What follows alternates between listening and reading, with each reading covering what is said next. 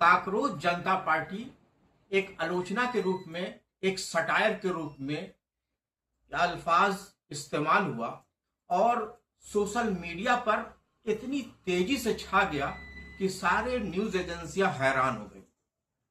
Cockroach जनता party की इतिहास क्या है, क्यों बनाई गई, इसका ऑब्जेक्ट क्या है, इसका मोटो क्या है, तो मैं आपको सिर्फ इतना बता देना चाहता हूं कि काकरोच जनता पार्टी 16 मई 2026 को सोशल मीडिया पर अभिजीत दीपके ने एक पोस्ट किया और कहा कि जो युवा बेरोजगार हैं वो अपना रजिस्ट्रेशन कराएं।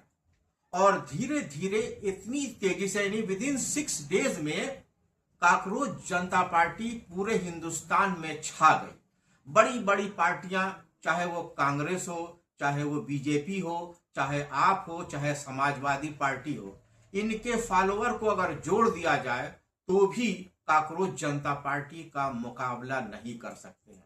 सारी पार्टियां हैरान हो गई, ऐसा क्या वजह आई? तो मुझे एक शेर याद आ गया कि बेखुदी बेसबब नहीं है गालिब, है कुछ ऐसी बात जिसकी है ये पर्देदारी। तो काकरोच जनता पार्टी में वो युवा जो ग्रेजुएट हैं, जो पोस्ट ग्रेजुएट हैं, जो इंजीनियर हैं, इनको नौकरियां नहीं मिल रही है। ग्रेजुएट लड़के या तो कहीं चाय की पत्ती पहुंचा रहे हैं, कहीं जो है नीम की पत्ती पहुंचा रहे हैं, कहीं धनिया की पत्ती पहुंचा रहे हैं। बेरोजगारी इतनी ज्यादा फैल गई है, कुछ बच्चे जो एग्जाम दे रहे हैं तो सोचते हो कि मुझे जल्द नौकरी मिल जाएगी, लेकिन पता चला कि पेपर लीक हो जा रहा है, चाहे वो नीट का पेपर हो, चाहे वो रेल परीक्षा हो, जिसकी वजह से इस सिस्टम पर कई सवाल उठने लगे।